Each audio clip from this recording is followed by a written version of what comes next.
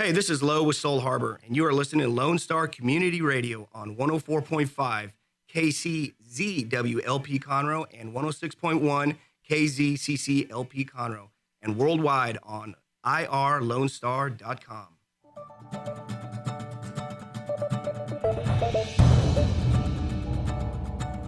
Well, good morning, ladies and gentlemen. This is Rick Schissler, your Silver Fox advisor and the founder of OneBestConsult.com. I want to welcome you back. I've been off for a considerable period of time. I ran into a little roadblock, got sick, had to be hospitalized, but I'm back on my feet now. Still a little wobbly, but we're getting back in it, and I am so excited to start the new year with a new opportunity and bring you for the 8th year in a row the weekly business hour. So thank you for tuning in today. And you, if you're a regular listener, you know, but if you don't, you're not a regular listener, the weekly business hour is where Montgomery County and businesses throughout the world come to talk about the latest in business news, ideas to improve your business, and to be part of the conversation that can make a real difference in your business today. I want to remind you that the Weekly Business Hour is broadcast live on YouTube and Facebook. All you need to do is look up the Weekly Business Hour, go to that, click, and you can watch as well as listen. So we have video, audio, everything's working well. Again, I am really excited to be with you today to talk about what's going on in business today. And obviously the first thing, it's a new year. New opportunities, a reset for many people. Hopefully you've got your business plans, your marketing plans, your great ideas, everything committed to, and you're ready to push that button and start it all rolling for the next 12 months. I want to mention, too, that the sponsor of today's show is OneBestConsult.com.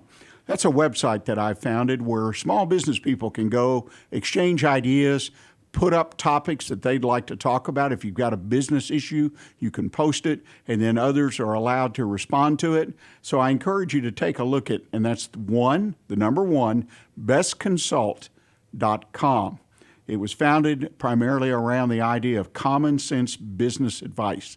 Common sense, something a lot of folks think is lacking, regardless of where you are in the pecking order of the business world. So please consider joining the community. There's no cost. If you want to talk with me directly and set up and become a regular mentor or a mentoree relationship, I'm available through that website as well. And a reminder, as we go into the show or after the show, if you've got a question or a comment about the show, you've got a business question, you can always email it to me directly at that's again, the number one, bestconsult@gmail.com. Send me your emails. I love to get them. We talk about them on the show from time to time. So email me at onebestconsult@gmail.com. Well, at this point, it gets real easy. I always love to say that. All I need you to do is sit back. I encourage you, grab a pad and pencil and get ready to take notes as we talk about everything business right here on the Weekly Business Hour. And I'm super excited to start off the new year, plus my first time back in 3 or 4 months. We've got Keith Okano. He is the founder and with Closing Strong. Keith, welcome to the show. Thank you, Rick. I want to start off, though. I want you to tell people who you are. Keith, you've got a wonderful background. You're a business coach, mentor currently, but tell us what all went into getting you to this point with Closing Strong. Well, Rick, Closing Strong is based upon, I've got about 35 years working for 8 different entrepreneurs, working at businesses starting at about $1 million, growing them to $20 to $40 million. And about a few years ago, I actually had a time where the last business I was working for closed. And I had to find out whether or not what it is I really want to do. And what I decided is I'd like to help small businesses, and I'd like to help them grow. So that's really the genesis of Closing Strong. We're here to help existing businesses grow. And when you say existing businesses, small businesses in that range of 10 to 40 million, million to 40 million? Actually, small businesses from about $500,000 to about 20 million is our core here. The reason why I say existing businesses is because, as you know, a startup business basically needs to do anything they can to get customers and get money. It's a really random testing piece. When we talk about an existing business, they've been successful, they have customers, they likely have employees, and now it's a matter of how do I maximize what I have for my goal, for my end return. Yeah, you make a great point, because once you have it up and where you can sustain yourself more or less, I personally agree with you 100%. That's kind of the critical, really critical, if you had to choose, period, in the growth of a business, is to put it all to work in the most efficient, effective manner. Absolutely. It's very interesting. Well, you have been deeply involved, from my perspective, in developing this concept of the personal purpose process. You've actually written a book with a good friend of ours, mutual friend, Monty Pendleton. Tell us about the book and what precipitated you to write that book. Well, in a quick story, when I was trying to figure out what I was going to do next after my last job, I was driving my son to college and for his first year, and doing the usual dad stuff, saying, you've got to find out what things give you energy. You've got to, it's not so important what your degree is in as much as you learn how to learn. And of course, he was ignoring me like 18-year-olds do on the drive. But on the way back, I started thinking that nobody really ever said that to me. Different time, different place. And so I talked to Monty, our friend, and he introduced me to the personal purpose process. And after going through the process, I had great clarity about what I wanted to do, what I was trying to accomplish. And my output from the personal purpose process is what caused me to start my coaching business a few years ago. That's interesting. I've personally dealt with the personal purpose process through Monty, like you. In fact, when I first joined our organization, the Silver Fox Advisors, about roughly 15 years ago, I guess now, 12, 15 years ago, I attended a seminar where he spoke to over 100 people and went through some of the basics of that. And I, like you, I sat there and I said, wow, this is really, really, as they would say, good stuff. I mean, it connected some dots for me, quite frankly. Right, and what was clarifying for me is as I was trying to figure out what I was going to do next, I had great clarity into what I did, what I could do, and what people would pay me a lot of money to do. But I threw all that aside in the personal purpose process and said, what do I want to do? Because I don't just want to keep doing things that are not fulfilling for me, regardless of what they're paying me, and then suddenly hit some age where I declare myself to be retired and have no idea what to do next. Yeah, you make a wonderful point there, because putting purpose into what we do, which is something in my practice in One Best Consultant as the Silver Fox, I try to introduce that to clients. Sometimes it's hard. I don't know. Do you find it hard sometimes to get them to sit still and go through the process? I do. In fact, I'm like you. I know a lot of times we get called in for strategic planning, right? And they'll come in and say, I want to create a vision for my company because I read a book that told me I have to. I want to come up with a strategy because it makes sense that I don't want to work year to year. And so they'll talk about their ideas, and I'll ask them, why? Because I think as business owners, when we start our businesses, we're all excited about something we want to achieve. But as our businesses start to succeed, it becomes more about employees, benefits, payroll, sales, adding a new customer, and we get so caught up in the transactions that we forget what we were trying to do in the first place. And so the personal purpose isn't really inventing anything, but helping remind you as to what you were trying to accomplish in the first place and make sure you end up where you want to end up. You know, keeping your eye on the ball, if you will. Exactly. It's difficult. You're exactly right. As someone who started, built and sold, or bought, built and sold several businesses, you're exactly right. You're watching all the transactional things, I like that word used in that context, of the day-to-day execution, and not looking at, okay, where I really want to go. And this sounds a little bit selfish. It's about where I, as the owner, want to go. Right. It's accepting that. Look, here's one of the things that's wonderful about entrepreneurs in the United States. They are, as a group, among the most generous people I've ever seen. How many entrepreneurs have you seen stay up all night because they can't afford to give their employees the raise they want to give them, right? Or adding some new benefit, or add free lunches, or worried about the annual Christmas party, when they may be barely making enough money to keep the business afloat. right? So it becomes a matter of saying, if you don't take care of the business first, you can't take care of employees. If you can't take care of yourself first, then you have the worst job in the world and you're going to burn out. No, that's you make an excellent point, and your examples. I've been there and done that, making payroll, things like that. You do. You stay up all night or lose sleep. You stay focused. You look for better ways to do it. And it's just a constant challenge. Even after you build the business, then you're trying to develop employees, but it's always focused on what I'll call the day-to-day of getting to the next day. Even if you're being successful, even if you've got money in the bank, you're still grinding through the transactional. And I found it difficult for myself initially, but when I'm working with people to get them to step out and focus on themselves, there's an expression I'm searching for, focus on the business, but, step away and do your planning, even planning. Right. Which is more of a transactional thing, and I'm going to talk about it a little bit later in this program, but on marketing for the new year. But it's hard to get people to do that. You might be referring to work on your business, not in your business. Right. Is that the phrase? Right. I think it's really what you're saying is really true. And actually, what happens is that as we start to become successful, like I had one woman at one of my workshops who came in and I said, "Why did you start your business?" And she said, "So I could spend more time with my kids." And she was about 3 years in. I said, "How's that going?"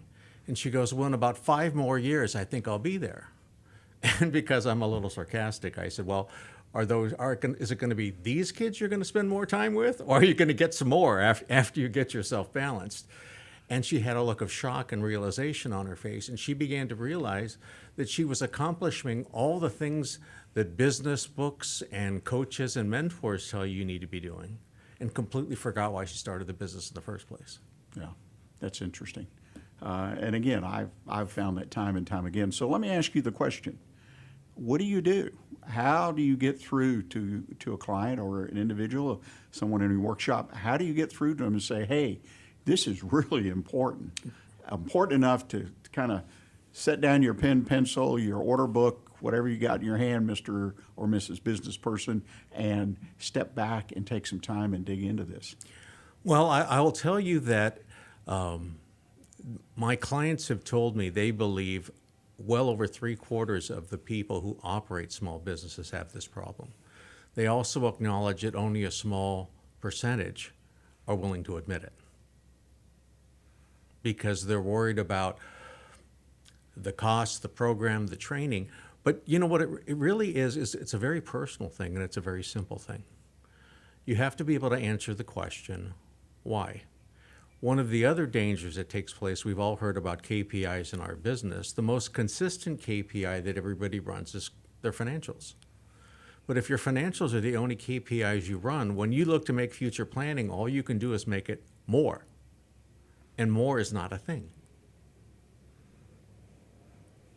Right? And you find that penetrates. And it penetrates. And so I blatantly just talk, when I talk to people about, are you happy? Because once your business is mature, once you've proven to yourself that you can run a successful business and start one, once you've proven yourself that you can have happy customers, take care of your employees, pay all your bills, and make some money. And if you're not happy, what you've designed yourself into is the worst job in the world. And those are also companies that tend to have plateaued, because the owner finds themselves in a spiritual battle with the company, because there's what they want to do and there's what the company wants to have. And what we talk about in personal purpose is, when you figure out what you want to do, because you're the owner, you have the right to align the business to make sure you get what you need also, not only, but also. And when you do that, you're far more genuine, and more people will align with you easier, and everything just gets smoother. And I'll add, as we kind of close this first segment of the show, I think that you will find that you feel more successful day in and day out. You're happier. Amen. Yeah. Well, ladies and gentlemen, we're already to the end of our first segment in our discussion with Keith Okano. I hope you'll stay with us. We're going to come back and, many people in small business think they've just bought a job when they started a business. We'll kind of dig into that and some of the other aspects of the personal purpose itself and how this process can make you happier and more successful.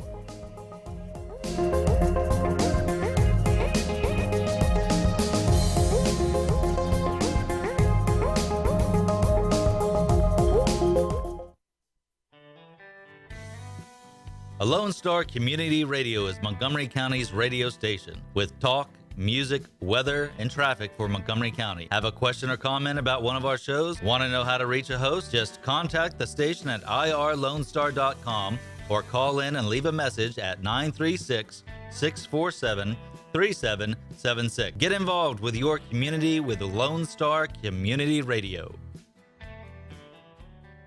Second Saturday Divorce Workshop provides unbiased information to help you understand your options and move forward with your life. This divorce workshop is for you if you are contemplating divorce, in the process of divorce, already filed for divorce, or post-divorce. You will explore the emotional, legal, and financial aspects of divorce from professionals who have guided others through divorce. For more information on this divorce workshop, contact SecondSaturdayWoodlands.com or call 832-375-0900.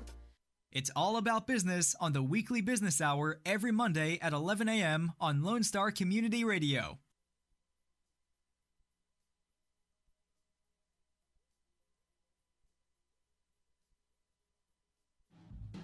Don't miss Lone Star Community Radio on TV and YouTube.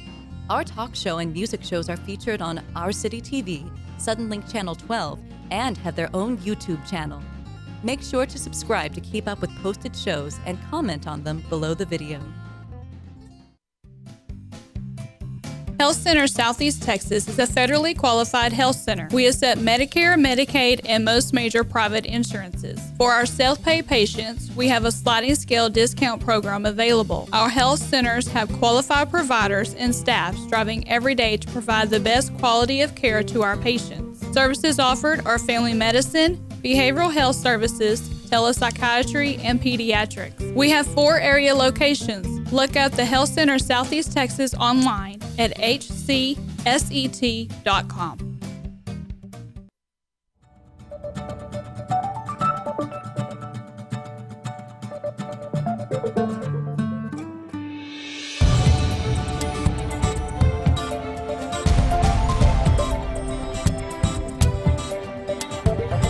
Welcome back. You're listening to the Weekly Business Hour, and we're having what I consider a great conversation with our good friend Keith Okano, founder of Closing Strong. He's a business coach and mentor. And with a mutual friend of ours, Monty Pendleton, Keith has written a book, Personal Purpose Process. I'll get it out. Personal Purpose Process, the 3 Ps. And we're going to start talking about that a little more. But before we do, I mentioned to Keith during the break this idea that as a small business owner, I'm just buying myself a job. In fact, during the holidays, I read a piece about that, and it comments from different people that looking back, that's all they got out of what they did is they moved from being an employee, which had its benefits, so to speak, and bought themselves a job so they could stay up all night worrying about payroll or where they can get another benefit and try to motivate and keep their people happy and encouraged. That's all it is. And I thought that was such a horrible place to be in 10, 20, 30 years down the road to say that's what I accomplished. I bought myself a job. So, and that's actually the phenomena we're talking about. And to be fair and clear, not all business owners find themselves in this spot. Some have maintained their eyes on the prize and have gotten there. But whether you've bought yourself a job, so to speak, or grown yourself into a job you're uncomfortable with, here's one of the keys. As our company grows, we're very aware that the person who was our sales manager before may not be good enough to be the sales manager again, right? Or the person who was building our products or shipping our products may need to up their game.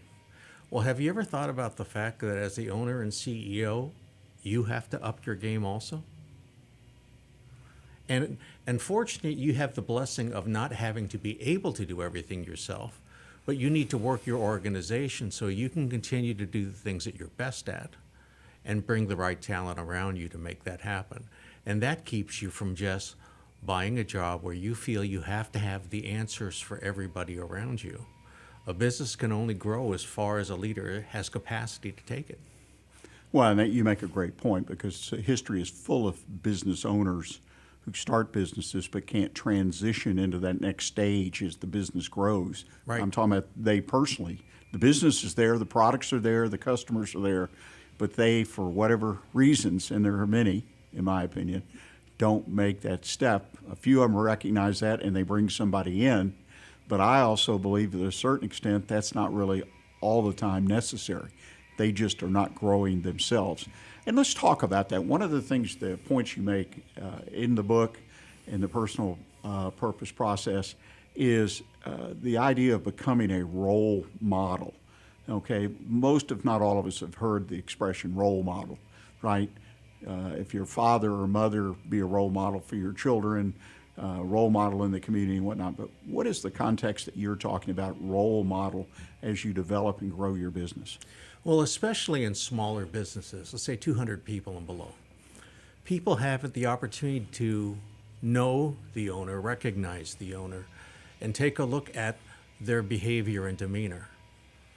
And there are two poles there. One is what your boss tells you, and the second is what you see the owner demonstrating. And most people will work toward congruency with the owner. So if the owner is first one in, last one out, it tells people that working hard and long hours is the way to get ahead. If the owner is the last one in and the first one out, it tells people that there are other ways to become successful, and they try to figure those things out too, right? So being a role model, number one, is the easiest way of demonstrating what it takes to get ahead in your company. And I think so often business people don't recognize that visible nature that they exhibit and how it imprints on people and how people perceive it. Right, and it's not just ours. It's when you say our employees come first, but you can't even recognize the employees in your company.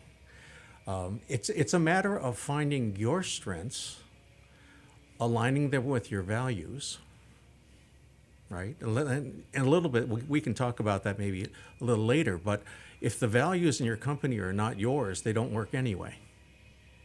So if you're somebody who genuinely cares about people and you walk around and talk about them and let them know that, then that's a practice you should have. If there are certain aspects of the business like quality that you want to do your own personal look at, that tells people what's important.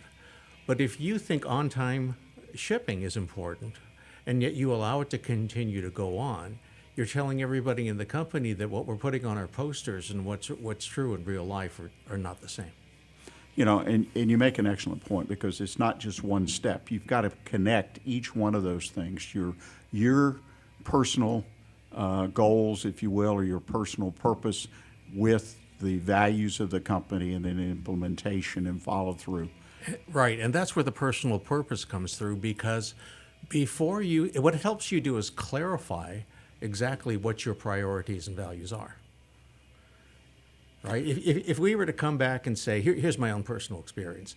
Most times when I look at a company's value, honesty and integrity is up there. Most of the companies I've run, we've never said honesty, integrity. It was assumed. The only company actually that I put honesty, integrity on their values was a company I was hired to come in and turn around. And the biggest thing they were known for was being dishonest and never following through, right?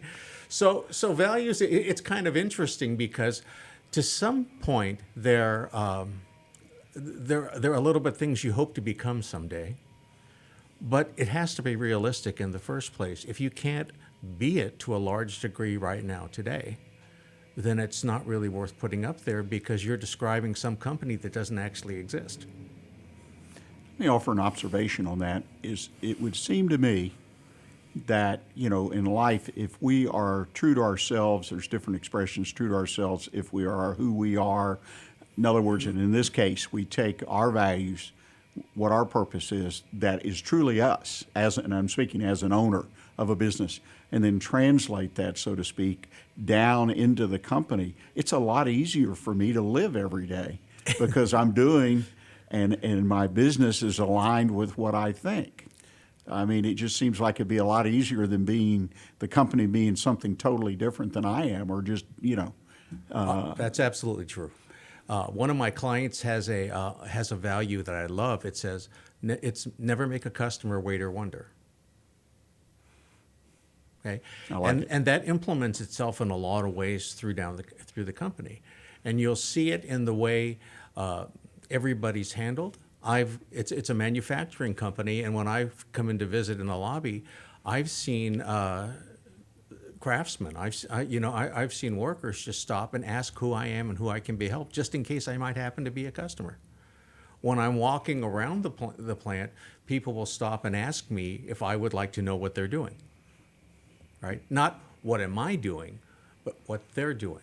So there's a whole host type atmosphere. There's a whole communication type atmosphere that's already built in. Now, if that was something the owner had read in a magazine, then that would be much harder. But this is really the spirit of the man who owns the company. And what he's done is, rather than hire people who don't believe this and try to train them into being it, he hired people who believe it in the first place. And so that part of his values in his company structure, he doesn't have to have any rules for. People already know what to do. Yeah. And, isn't it a wonderful feeling to walk into a business, any business, and you get a sense as a customer or a consultant or a vendor or someone from the outside that this is a well-run company. Yes. And you walk through the company you just described, and I guarantee you that if we went and looked at the financials and the other KPIs and things, we're going to find a well-run company. Am I right? Yes, absolutely. And it also depends on what you mean by a well-run company. You were just talking about the point when someone has a business who's growing. And I've spoken to clients, I'm sure you have too, that said, okay, well, I want to go national. Say, okay, but then comes that question. Why? Because today you can walk around your shop, you can put your hands on everything, you can touch and see all those things. There's a nonprofit I work at that's a prison ministry, or that I volunteer for, and they have the same issues. Well, let's go national. Why? Because it's a good thing to do. Okay, it's a good thing to do, but today the way you're structured is to allow a handful of people to have very, very strong control through local observation. If you go national, you can't work that way anymore. So sometimes you have to make a decision as to what makes you happy. Do you really want to be the guy in the closet that the only thing they see are reports? Which is what a CEO does. The only thing you talk about are financials, are acquisitions, or mergers, are development of new products. But there are people who really get excited by getting their hands on with a customer. That's someone who should consider, as you've said, maybe bringing somebody else in.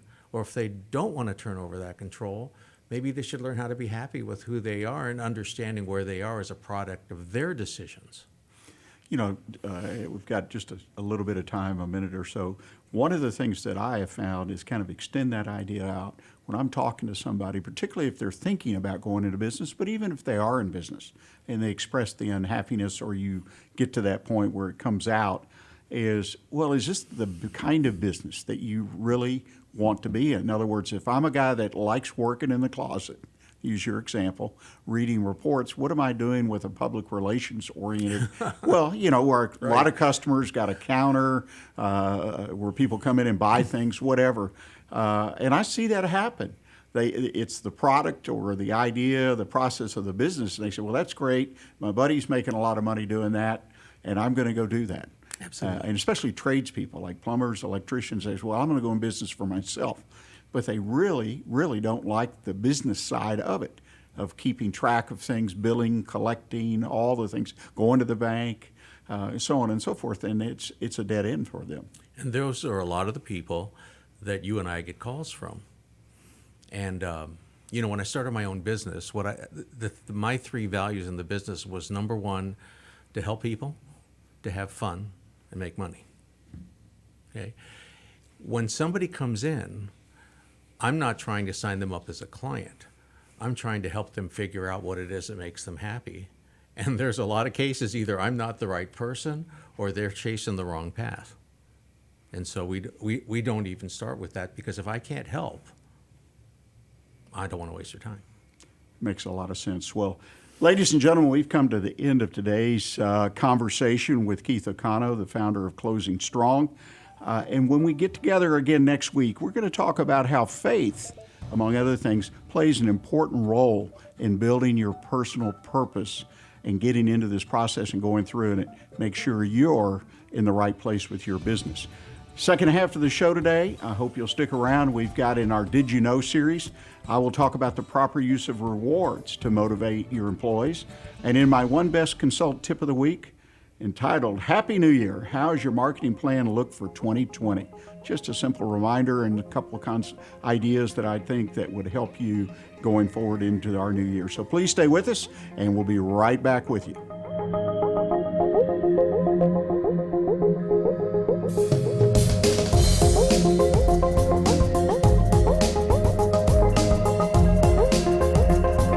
It's all business talk on the Weekly Business Hour every Monday at 11 a.m. right here on Lone Star Community Radio.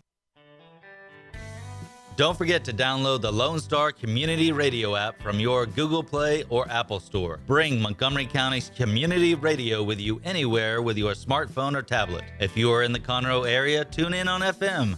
That's Conroe's FM 104.5, 106.1. If you are on the computer, bookmark irlonestar.com as your internet radio station. A Lone Star Community Radio, broadcasting 24/7 from the heart of downtown Conroe, Texas.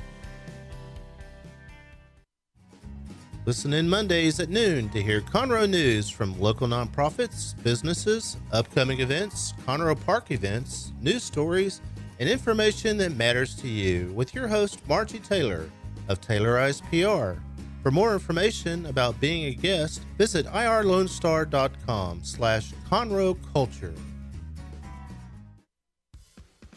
From the beginning, the main purpose of the Cooperative Extension Service has been to change human behavior by teaching people how to apply the results of scientific research.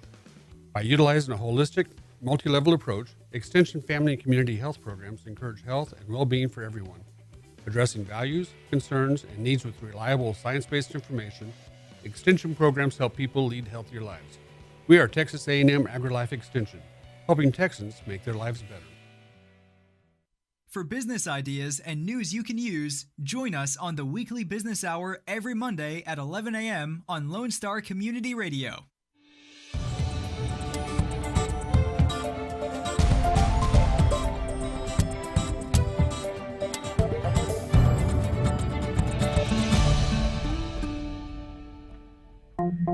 Well, welcome back. You're listening to the Weekly Business Hour. This is Rick Schissler. I'm your host. I'm a Silver Fox advisor and the founder of OneBestConsult.com. And I want to mention before we get into our content for the second half of the show is if you'd like to sponsor the show you're listening today and you have a business, particularly in the greater Montgomery County area where we broadcast from, please contact me. Just reach out to Rick, R-I-C-K, at irlonestar.com. That's right here at the radio station. I'll provide you some material and you'll see how sponsorships are really beneficial to our local businesses. So please consider sponsoring our show. Also, I want to remind you that a podcast or a video cast of today's show will be posted on YouTube on the Weekly Business Hour channel, along with many, many other social media sites. So that'll be posted by Wednesday. So if you miss part of the show or you just want to re-watch and listen, it'll be available there for you to utilize. Did you know? I love doing the Did You Know. I look for topics and I read, talk to people, I watch television, listening to radio, and I hear things that I feel, based on my experience over 40 plus years as a small business owner, that might be beneficial to you. And what I want to talk about today is, did you know there's a right and wrong way to reward your employees? In other words, every effort that we put into our business, we want to maximize, or we should want to maximize our effort. Many times we invest money and we look for a return on investment, even if you don't calculate it from a financial modeling point of view, but you put $1 in, you want to get at least $1.10 back, right? Well, the same thing applies to benefits. And one of the benefits that even the smallest business with a handful of employees can use is motivate your people with rewards. But you need to understand it. It's just not a matter of giving them a piece of candy because they did a good job. And there are three things I think that you really want to accomplish when you reward people if you want to maximize the motivation, maximize the effort. The first is you want to use incentive awards. These are awards that people know that are available if they do an exceptional job or if they meet certain goals. These are things that you talk about, that people work towards in whatever their job is on a daily, weekly, monthly basis. The second thing is that you want to give recognition for the accomplishment of these goals, of these incentives. But you also want to give recognition, in my opinion, in general, for any kind of achievement. This could be 5 years at the company. Recognize that. It could be the fact that they went to school at night and they got some kind of certification or degree or whatnot. Achievements of even the family of your employees. They have a son or daughter that's going to college or was the high school valedictorian or even, played on a winning sports team, any kind of things. And particularly, I encourage you to look for opportunities to recognize people for their achievement in serving their community.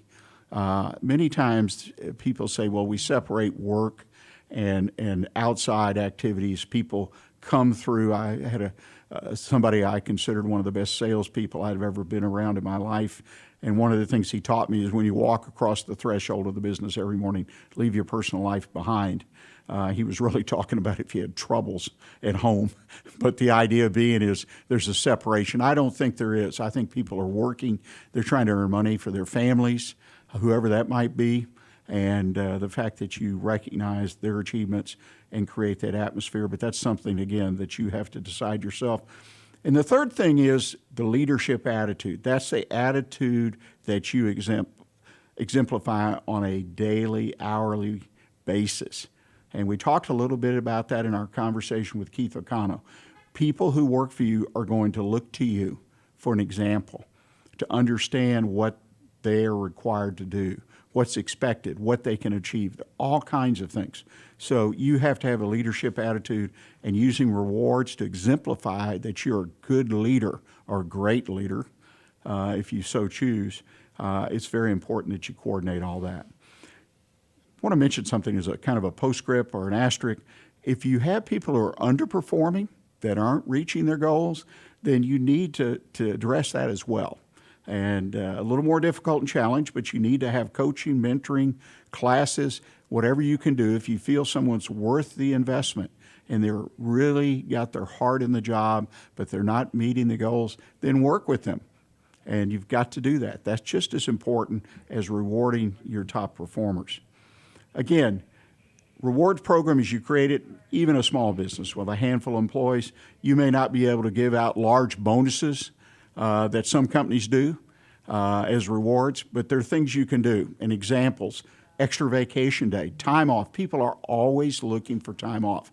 It typically ranks in the top 3 of what people are looking for in a job is the ability to take care of their personal business, to be with their families, to do the things they want to do.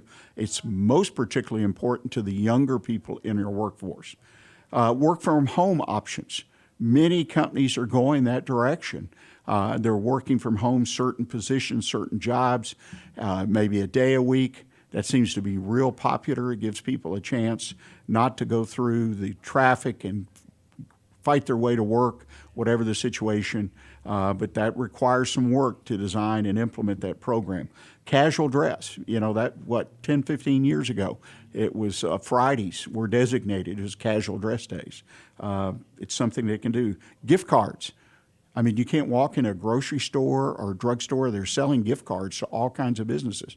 A simple $25, $50 gift card that you can offer as an incentive. This is the one I love. is the giveaways, as I call them. That's the T-shirt, the hat, things with the company's name on it.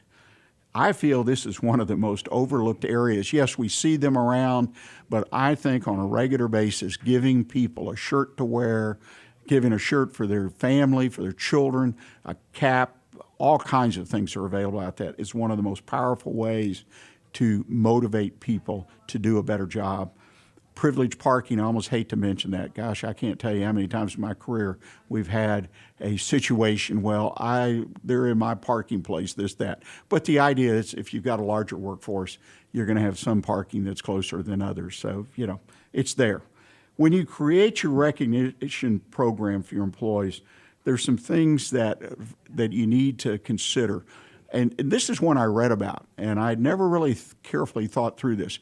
Try to do your recognition. In other words, when you stand up and announce that Helen produced the most widgets this week and she gets a reward because she exceeded goal by 20%, do that during office hours. I am guilty of this. I always thought people wanted to go out and celebrate it after hours. Well, let's say, and you have your annual holiday Christmas party, and that's kind of different. But still, if you look at how many people attend, who attends, you're going to see that certain people are unable or perhaps unwilling, but I consider it more unable to attend things after hours. So make your recognition at key times during the day. Okay? Stop production. Ask everybody to gather around. Use email in certain circumstances to just give a simple, hey, attaboy type thing to John because he sold the most widgets this month. But again, consider how, when, and where that you're going to recognize people. And it's important that people know, particularly when you have incentives, they specifically know what the criteria, okay, what steps do they have to take to win the award. It's happened to me, I'm guilty, where I had someone that was fairly new to the business, and the first time we came around with the quarterly goals, and people were rewarded for exceeding those goals. And this person absolutely fell apart because they said, I didn't know you had to do that. I didn't understand that.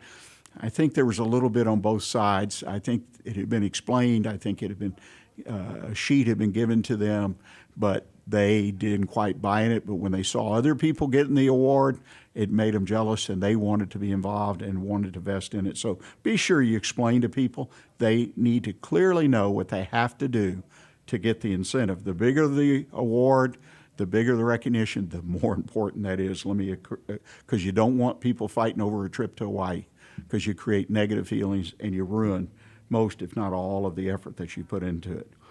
Be sure that your recognition encourages the behavior that you're looking for. Okay? It's not always about selling more or producing more. It could be accidents on the job, reduction, elimination. I was involved in a business once in my career. We went 22 months in a factory situation, custom fabrication with electrical, cutting, all these risks, painting, and we went 22 months without any accidents. But we put an incentive plan in, and it definitely saved the company thousands of dollars. Plus, it created a stronger camaraderie, if you will, of the employees there. So it was a neat program. It was well done. I had a very small part in it, but the managers of that location put it together, and it was outstanding. So it's not hard to do. Didn't cost a lot of money, but it had a tremendous impact on the productivity of the business. So be sure you're done. And also make sure that these incentive programs tie all the way back to your vision statement, the values of the company. I know that's a hard thing for some folks to understand, but if you have gone to the trouble to instill values, to put values in a mission statement or a vision statement, as they're more popular today, some similarities there, and people, you've got the posters on the wall, whatever, and people understand this is what's expected, so why not? Why would you not have incentive programs that tie back? So in other words, we go without an accident. We're a great company. This is a great place to work. Be sure you make that connection in your incentive awards. It's very important. One last thing I'd like to mention, and this is the recognition of people who volunteer. Some companies have programs in the company where company employees, especially large companies, where the employees will give a day at a certain nonprofit and provide labor or assistance and or an intern or something like that. And I think that's important. It's a good thing to do, but it takes a lot of effort, and it takes somebody to design that really knows what they're doing. On the other hand, employees volunteer their time outside the business, and they receive recognition. It could be their church, it could be at a hospital, it could be. But when they get recognition, or when they have done this and you find out that they've given 5 years on a weekly basis volunteering, then why not recognize that? You might even give them what I call an off-the-cuff award, right? Maybe an extra day's vacation. Again, no written program that says that, but you're awarding good behavior that ties back. That behavior ties back to the values of your company. It's an easy thing to do. It's not expensive, but that way you've got your eyes and ears open to what your people are doing outside the business. Because, right, just as we talked with Keith earlier, you're looking for people whose values fall in line with yours and the business, and that's what's important. And if this is important to you to volunteer, if your business to be seen to be a complete member of the community, as I call it, and be involved in supporting the community through nonprofit activities, I can't think of a better way to do it. Well, ladies and gentlemen, that's how to keep employees motivated with rewards. That's my take on it. I hope that's helpful. Again, I remind you that if you have a question, if you want to talk a little bit more about awards and motivation, rewards, just send me an email. It's simple. 1, bestconsult@gmail.com. Very simple to do that. And I want to remind you once again, there's a podcast, a video cast of the program posted on Wednesdays all over social media, but particularly you go to YouTube, you go to onebestconsult.com website, you come to our Lone Star, the radio station here, everywhere you want to go, it's convenient to re-listen to the program. We're going to take our final break of the day, and then I'm going to come back and talk to you what I consider my Happy New Year message. How is your marketing plan look for 2020? So stay with us, and I'll be right back with you. Not sure who to turn to when you have a problem in your business? Listen to the Weekly Business Hour on Lone Star Community Radio. Are you interested in learning more about preparing quick, healthy, and safe meals for your family? Would you like to spend time with others learning tips and tricks, along with practicing and tasting nutritious food? If so, the On the Road to Healthy Living Mobile Cooking School is for you. Call Amy Schissler at Texas A&M AgriLife Extension Service at 936-539-7825 to find a class near you or volunteer to host a class. Our talk shows and music shows are looking for sponsors. Want to expand your brand awareness? Reach the hyper-local audience in Montgomery County? Lone Star Community Radio sponsorships accomplish this. Want to see our stats and rates? Check out irlonestar.com/sponsor for more information. Or call in and leave us a message at 936-647-3776. For those of you who like your partners, your gumbo, and your music salty, well, we're here to help with the music. Julian Shea here, host of Lone Star Country Nights Thursday, your weekly dose of roots and Americana and all the music that makes this part of the country special. We stir in Western swing, honky-tonk, Zydeco, Texas blues, outlaw country, and put a pinch of red dirt, and then we smoke it over a slow fire. Then listen to the results Thursday nights on Conroe's 104.5 and 106.1 and worldwide at irlonestar.com. For business ideas and news you can use, join us on the Weekly Business Hour every Monday at 11 a.m. on Lone Star Community Radio.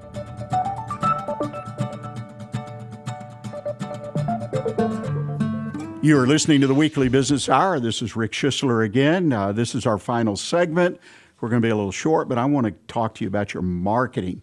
We've had a full program today, and I appreciate that. But I think marketing going into 2020, hopefully you've already completed your marketing plan. But, you know, it's something that I believe, and hopefully you do, you tweak. But I'm going to kind of give you a quick checklist. I've got 5 items to kind of check back on your marketing plan. I'm sure it's handy there in the drawer file on your computer. I think what people I have found in working with people, the first thing that people really miss when they do a marketing plan, and it's like any other project or job, is they really don't take the time to do the research. That even if you're a small business, you got 1 employee, 5 employees, if you really truly are going to commit to a marketing plan, which I think you need to do, and it doesn't have to be 50 pages, it can be 2 or 3 pages, but you're still going to have to commit to doing some research if you want the information, the goals you set, to have any real chance of being successful. Because again, like I mentioned in the last segment, you want to do something that is the most effective, gives you the highest rate of return for you and your business. And in order to do that with any kind of planning, you've got to do some research. So market research, I start with financials. I look at 3 years. I analyze the business. Now, many times a business owner, if you've been at this for 5, 10 years or more, you know your financials on the top of your head. I love to work with people. I had a general manager one time. Any day of the month, he could tell me what his profit was going to be at the end of the month based on where he was then. And he didn't need to wait for financials at the end of the month. And he was pretty damn accurate because he kept track of expenses and everything. So it's you may have that information, but be sure you commit to having it written down in front of you. Just don't go on your gut. I see that happen too often, and many times it leads to inaccurate estimation and numbers that reflect themselves in the marketing plan. Be sure you look at each product or service that you provide. If you're a plumber, you offer several major services. I saw one this morning, water heaters. You need to look at what you've been doing with water heaters, what's it going to take if you want to increase it, if you've got good margins. Break it down by product lines. If you run a variety of store and you've got 500, 1,000 or more items on the shelves, I get it. You don't want to go to and evaluate each product, but look at certain types of products. Look at certain opportunities to take some of your shelf space and convert it over to something else. Again, it takes time. I encourage you to take the time and write it down, what you're committing. In other words, all your assumptions, you want to retain what you were thinking at this moment you create the plan, so when you check back next month, 3 months, 6 months, a year later, you know why you made that assumption. Third thing I think is important is to have an organizational chart in your business. Now, if you only have a handful of employees, you're not going to have a chart, and I understand that. But have an organization, because sometimes having people in key positions and having the right people, obviously, will maximize your efforts. And this relates to marketing. In other words, if you have a shipping department that barely is able to get your current sales out the door, then why would you project a 10% or a 5% or 20% increase in sales and make no changes in your shipping department? And that's why you want to take a quick check off against your structure and how your business flows. Fourth thing is understanding the marketplace. Now, this kind of gets out there. I mean, competitors, your geographical boundaries, the type of customers you sell to. I like to do the old ABC on customers. A is the best client, best customer. C is the worst, and there's a way to break that down. Be glad to share it with you if you want to contact me through email. Your distribution channels, new products and services that are coming into the market. Again, it takes time. It's time to think, where you got to kind of stop, push back from the day-to-day, and think about all these things. And the last one, people have a hard time with this, and I have seen it. Gosh, I can't tell you how many books I've read and how many seminars and webinars I've seen, but is the idea that you need to survey your customers. You've got to be willing to talk to them about why they're buying your products and services, what motivates them, what causes them to buy, what causes them to stay with you. And I find businesses very shy to ask those questions. And as an owner, I typically want to ask them firsthand. I don't want to hire someone to do it. Now, again, a bigger enterprise, yes, you can hire a marketing firm. But the idea is that you're talking to your customers. I personally believe that's something you need to be doing every day. You know, my grandfather started a business where the main flow, it was a counter where people came in, was in the morning and the evening. So he taught me at 7 in the morning he was there. When they opened, he was there at 7 in the evening. But if he had a personal situation, an errand, a dentist appointment, he took it in the middle of the day. You've got to talk to your customers. Well, ladies and gentlemen, I need to wrap it up. We're at the end of today's show, and I encourage you, again, check out our pod video cast. at the Weekly Business Hour. It's all over social media. It's there for you to peruse at your convenience. And I would encourage you to join us again next week. We're going to have Keith Okano back, part 2 of our conversation about personal purpose, touch on faith. So please stay with us. And as always, do what's important in your business. Keep your focus there and have a wonderful week. Thanks.